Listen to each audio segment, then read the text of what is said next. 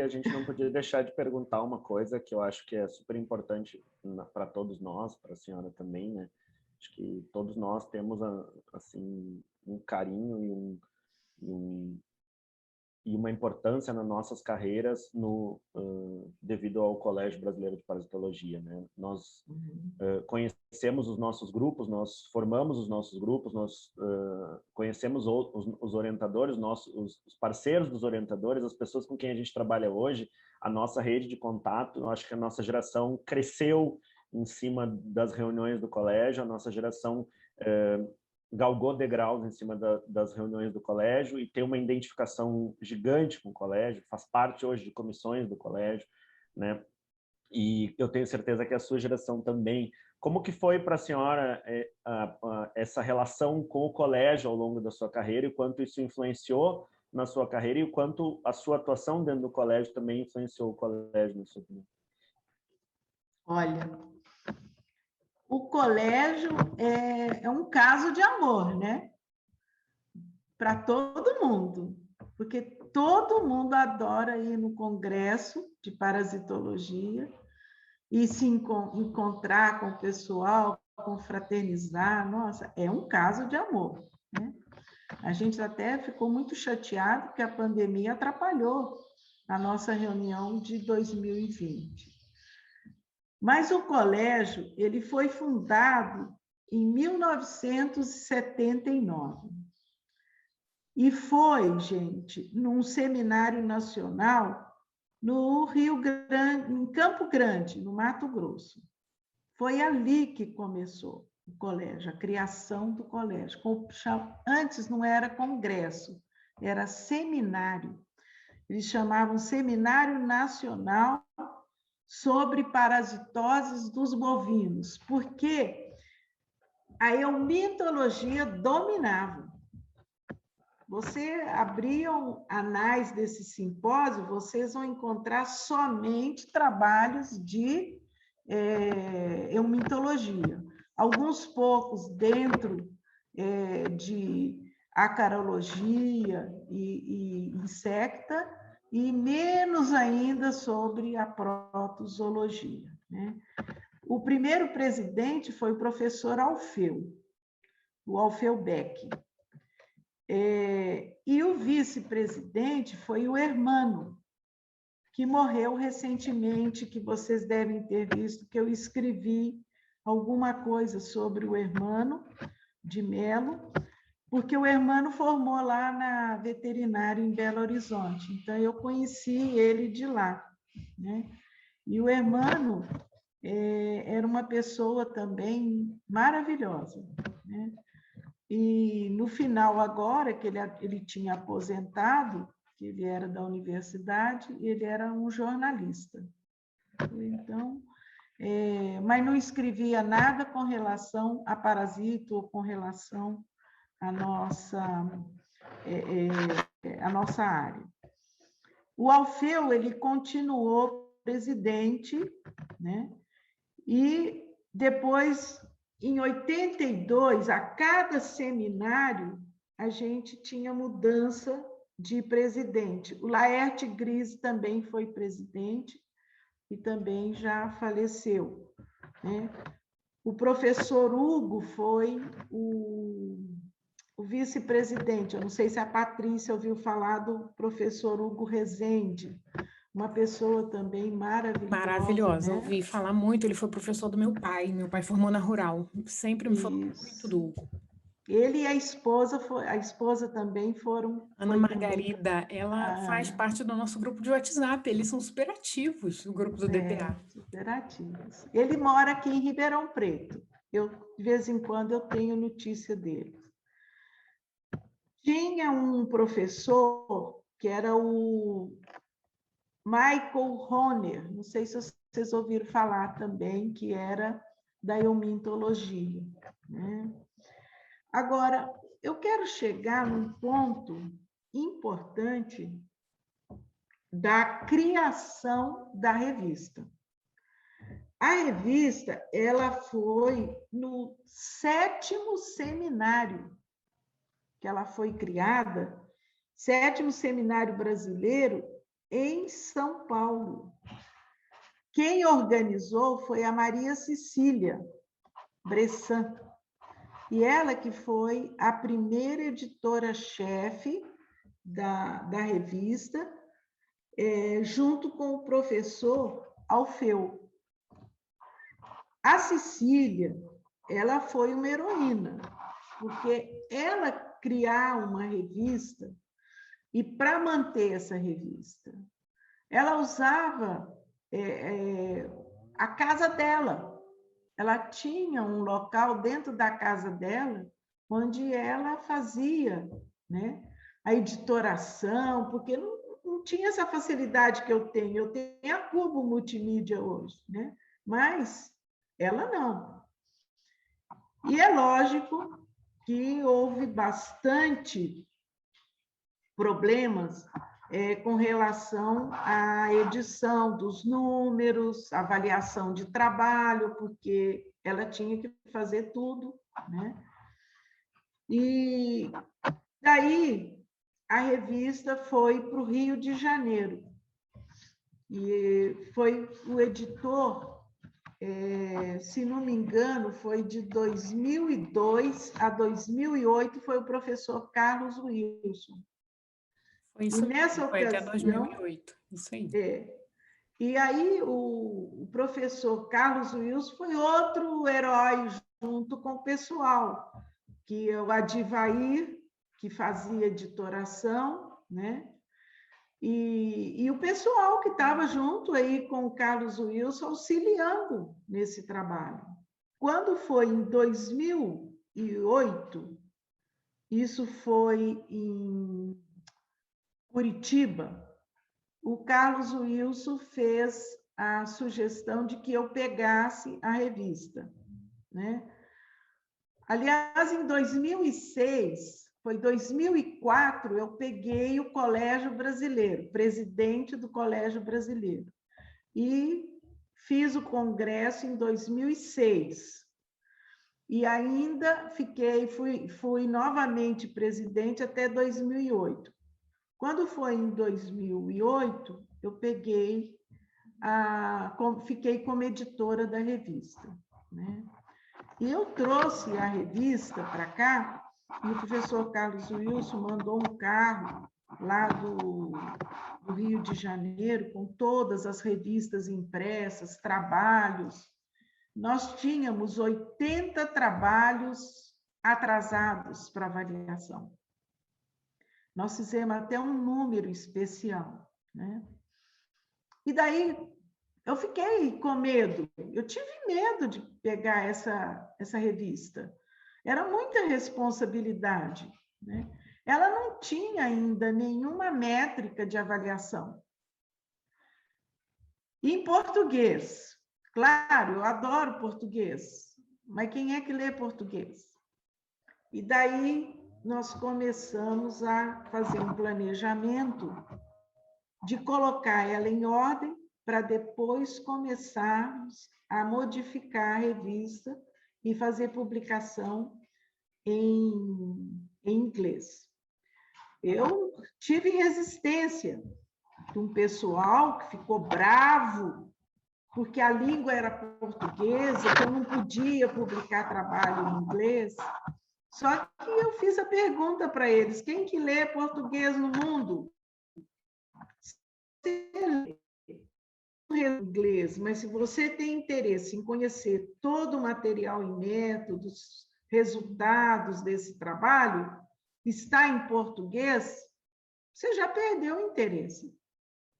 Então, a gente precisa publicar numa língua que é universal, que todo mundo lê. E aí conseguimos implantar. Aí teve um ponto que o pessoal fica bravo até hoje. Ah, mas a senhora exige que a gente faça a revisão de inglês, tem que vir com a revisão de inglês. Por que isso? Porque quando eles mandavam sem revisão de inglês, entre submeter e publicar, estava demorando um ano e 3 meses, porque havia recomendação de se fazer a revisão. Aí eu pensei, se eles mandarem com a revisão, vai encurtar o tempo, porque aí o ad-hoc vai ler. E aconteceu isso. Hoje a gente tem 6 meses entre submeter e publicar, que poucas revistas têm isso, e até revistas internacionais estão levando mais tempo. Eu tenho uma colaboradora também invejável, que eu não dou para ninguém, que é a Rafaela, né? A Rafaela é o meu anjo da guarda aqui. E a Rafaela, quando começou, eu vou deixar para ela contar a história para vocês de quando ela começou a trabalhar comigo, né? E é que é bastante interessante. Mas a revista, eu tenho um amor nela muito grande, carinho. Todos os dias eu passo 2 horas e meia com a Rafaela, vendo o trabalho que volta, trabalho que vai ser enviado para a DOC, né? Isso é todos os dias, né? A gente somos Rafaela e eu e Rafaela aqui, e damos conta. E ainda fazemos todas as correções antes da publicação. Ela me passa já o trabalho em PDF, eu leio, faço revisão, e podem crer, tem erros ainda, e deve ter erros, porque a gente não consegue minimizar todos eles, né? Mas, na verdade, a gente profissionalizou a revista. Ela hoje, ela segue sem dar muito trabalho, porque nós profissionalizamos. E a maior alegria foi quando ela começou a ter um JCR, ela só foi aumentando, aumentando, e esse ano, graças a Deus, nós chegamos a 1,4. Nossa, que alegria, né, gente? Muito trabalho, então a gente fica assim efusiante de alegria de ver que a revista ela é transparente, ela se internacionalizou. E olha, chega aqui muita gente querendo comprar a revista. E eu falo com a Rafaela, olha, eu tenho medo desse tipo de coisa, sabe por quê? De repente eles querem matar uma coisa que está crescendo. Precisa tomar muito cuidado, porque você tem a veterinária parasitology, mas nós temos a nossa parasitologia veterinária aqui, que é única. Então, eu tenho que parabenizar esse pessoal que criou essa revista naquela época. Eles foram corajosos, audaciosos, mas eles deixaram um legado fantástico. E vocês, que são os jovens, é que tem que levar para adiante. A gente está conseguindo ainda levar, mas vai chegar um tempo que não vai dar mais. E esses jovens aí, que são vocês têm que levar isso adiante, com muito amor, gente, com muito carinho. Professora, eu queria que a senhora pontuasse, né, 3 coisas que a senhora, 3 legados da senhora, né, na parte científica, de uma forma geral. Eu já vou colocar a sua atuação, esse é ponto meu. A senhora só tem 2, só tem 2 opções, 2 outras coisas, mas um é a sua atuação à frente da revista, né? Então, isso é de longe um legado que a senhora vai deixar, que todo o Brasil, o mundo, na verdade, reconhece a revista hoje. Tá? A outra, eu gostaria que a senhora pontuasse os 2 cientificamente, né? De desenvolvimento científico, ou então a senhora viu um parasito novo, registrou um parasito, fez alguma coisa científica base, ou então da política científica, como é a da revista também, tá? Então, a senhora só tem 2, porque dos 3 eu já usei um, já coloquei o meu ponto, né, a sua atuação da revista. Mas o que a senhora fala assim? Sim, eu fiz, essas 2 coisas eu fiz, assim, foi muito forte a minha contribuição. Eu penso que uma das coisas importantes foi iniciar a pesquisa com Babés e anaplasma e começar a trabalhar no imunodiagnóstico. Isso foi importante, porque o veterinário ele tem um pouco de medo de entrar nessa área da imunologia. Mas como eu tive uma formação em bioquímica, e isso favoreceu muito a pesquisa. Então, houve um crescimento muito grande no imunodiagnóstico, né? E você vê que a gente continua ainda inovando, porque a gente acabou mexendo na parte de proteína recombinante, começamos a trabalhar com anticorpos monoclonais, né? Então, eu creio que essa foi uma área que, inicialmente, eu pude contribuir muito e ela já se disseminou. Hoje você vê muita gente trabalhando hoje nesse imunodiagnóstico. Você citou a revista, o colégio, eu acho que a gente fixou mais o colégio, porque quando eu recebi o colégio, eu não recebi nenhum tostão do colégio. Naquela época, a Solange era a minha vice, eu coloquei R$4.000 no meu bolso para poder conseguir trabalhar no colégio. E ainda a sorte foi trazer o colégio para São Paulo e mais Jabuticabal dentro da faculdade, porque eu não pago aluguel, eu não pago telefone, eu não pago água, eu não pago nada. Eu uso toda a estrutura da universidade, né? Até a sala que nós temos. E daí, uma das coisas que foi feita foi contratar um contador que fizesse a contabilidade do colégio e a contabilidade dos congressos, porque nós modificamos o estatuto e colocamos lá que 30% das inscrições tinha que ser colégio. No colégio, ele não tinha, coitado. Ele passava puro, né?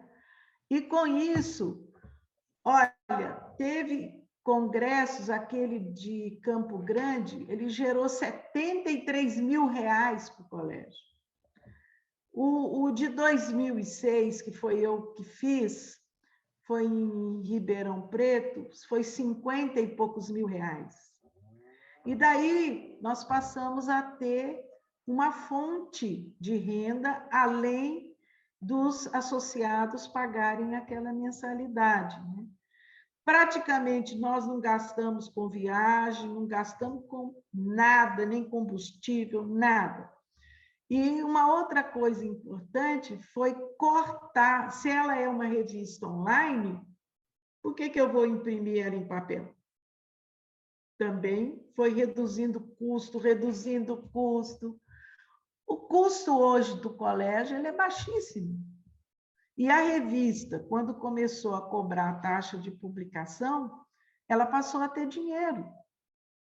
E o Lívio, com aquele curso que vocês fizeram, ele alimentou o colégio para aguentar durante o período da pandemia. E aí a gente está mantendo com as anuidades e está conseguindo manter dinheiro. Nós não estamos no negativo. Mesmo que o colégio precisar, a revista hoje tem dinheiro, porque a gente não gasta o dinheiro da taxa de publicação. Nós temos dinheiro do CNPq e da FAPESP. Então, houve um trabalho nesse sentido que agora, dando continuidade, a gente vai assim se manter financeiramente. Além disso, a professora Darcy, o Marcos e eu escrevemos um livro que ela vai fazer uma live amanhã junto com a gente e vai colocar para vocês. E esse livro, tanto eu como o Marcos fizemos, abrimos mão de qualquer dinheiro, de qualquer recebimento. Todo e qualquer lucro de venda do livro vai para o colégio. Eu colocaria um outro, né? Que foi a missão que foi cumprida de ensinar. Esse, para mim, foi o meu maior legado, né? Foi ensinar os meus alunos da graduação e da pós-graduação. E na UEMA, eu estou muito feliz de estar contribuindo também. E você é o maior culpado, né, Lívia? Porque você que arrumou isso, e eu me lembro claramente o dia que ele arrumou essa confusão, meu marido junto. Não, a senhora assina o papel aqui, que não, se não der certo, não tem problema. E ele escreveu de madrugada, trabalhou ali. Falei, mas o livro é biruta mesmo, né? Agora, já pré-existia uma atividade com a UEMA, né? Porque havia alguns professores da UEMA que não tinham doutorado. E a professora Neide, também fantástica, ali dentro da UEMA, ela trouxe para a gente, né, uma proposta de orientarmos esses professores da UEMA pela CAPES. Então, nós levaríamos os cursos até a universidade e eles ficariam 1 ano aqui na universidade, terminando a tese para defender.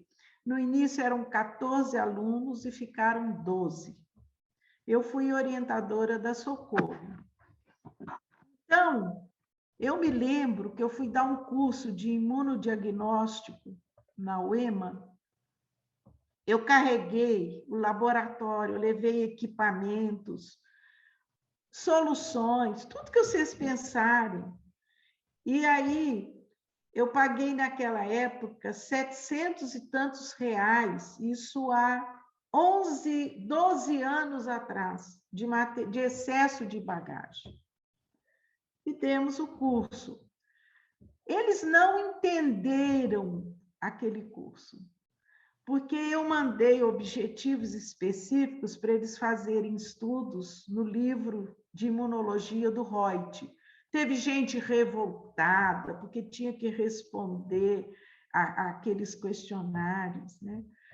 E quando eu dei as aulas, o Marquinho foi junto, deu aula também, nós fizemos as práticas para eles. E depois nós demos os trabalhos científicos para eles lerem e apresentar em seminários. Aí, no final, é que eles conseguiram entender o que eu havia feito. Eu, preparando o conhecimento deles, eles entenderam pela prática e pela leitura do trabalho. E aí eles disseram, esta é a primeira vez que eu leio um trabalho científico entendendo uma metodologia. E achava que aquilo era dificílimo, né? Então, ali começou uma história e a Neide era trovão ali dentro. E ela foi desenvolvendo, e o Lívio, que conheceu a UEMA e vê a UEMA hoje, ele pode afirmar. Em 10 anos, houve uma modificação que eu assustei de ver o pessoal, com laboratórios em biologia molecular. Então, quando o Lívio propôs ir para a UEMA, eu fiquei também assustada. Mas, ao chegar lá, a gente começou a fazer um planejamento junto com todos eles, né? E eles colaboram muito, muito com a gente. Na verdade, eu fiz outros amigos ali dentro da UEMA, né? Mas é aquilo, Lívio, se você chega querendo comandar e dominar e achar que você é a melhor que todo mundo, você já decretou sua derrota. E ali não. A gente chegou como uma amiga. Vocês vão colaborar comigo. Nós precisamos melhorar isso, isso, isso. E eu senti que houve uma melhora. Acredito que se não houvesse a pandemia, seria muito melhor. Mas ainda assim eu observo que houve um crescimento grande deles em elaborar projetos, em escrever trabalhos, em realizar outros protocolos. Alguns vieram para Jaboticabal, fizeram treinamentos. É uma outra missão que o Lívio me arrumou, mas que eu agradeço de coração. A gente que agradece a senhora, professora, e só fazendo uma correção, o curso que foi organizado pela comissão e não por mim, né? Então, o dinheiro que foi para o colégio, né? Na verdade, a minha participação foi muito pequena, frente ao REC, o Caio, o Guilherme, né? A Patrícia aglutinou um pouco depois, mas foi a comissão que organizou o curso, né? E não eu. Eu tive só uma pequena participação. Parabéns para todos e eu agradeço por nos ajudar, né? Foi uma ajuda muito grande nesse período meio difícil. Professora, a gente vai encerrar a nossa entrevista de hoje. Então, hoje a Comissão de Controle e Resistência de Carrapato do CBPV entrevistou a professora Rosângela Zacarias, professora emérita da Unesp, médica veterinária, pesquisadora do CNPq, que já foi coordenadora de programa de pós-graduação, já foi presidente do Colégio Brasileiro de Parasitologia Veterinária e é a atual editora-chefe da Revista Brasileira de Parasitologia Veterinária. Professora, obrigado pela presença e, de fato, foi uma oportunidade ímpar de saber um pouco mais da sua história e da história da parasitologia veterinária do Brasil e do mundo, né? Muito obrigada.